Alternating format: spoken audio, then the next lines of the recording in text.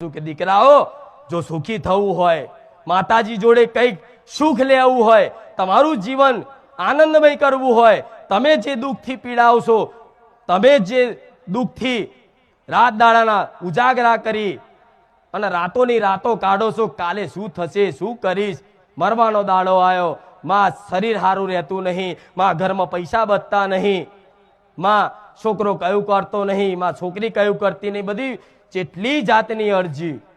પણ આ બધી અરજી જો કોઈ પણ માતાજી ભગવાન જોડે પૂરી કરાવી હોય ને, તો પહેલો તો એની પર વિશ્વાસ જોઈએ. તો કોઈ પણ માતાજી તમારી મનોકામના પૂરી કરે.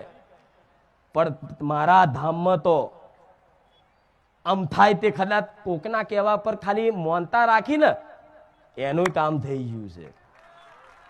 થયું કે નહીં? કે રાખ ખુખાર મેલડી માની મોનતા અને કામ થઈ ગયા. તો કામ કેમ કરું છું પ્રશ્ન થાય ને. કામ કરીને મને શું મળે છે? કામ કરીને તમારી જોડે સોદા કરું છું માતા, કે હું તમારું કામ કરી આલું?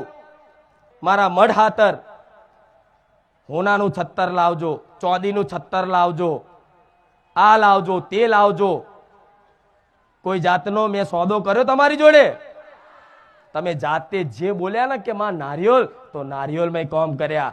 માં ચુંદડી, તો ચુંદડીમાં કામ કર્યા. માં ખાલી દર્શન કરવા આવીશ, તો દર્શન કરવામાં કઈક ભાવિક ભક્તોના કામ થયા છે.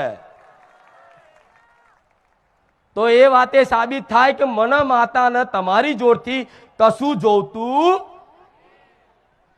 મારે એક જ વાત જોઈએ છે કે જો કદાચ આવા હડાહડ કળિયુગમાં માતાજી ભગવાન પ્રત્યે ભરોસો આવ્યો હોય ને, તો એક જગ્યાએ વિશ્વાસ ટકાઈ રાખી અને 6-12 મહિના ટકી રહેજો. જો તમારું જીવન આખું પરિવર્તન ના કરી આલું ને, તો હું રોમ મારી મેલડી નહીં.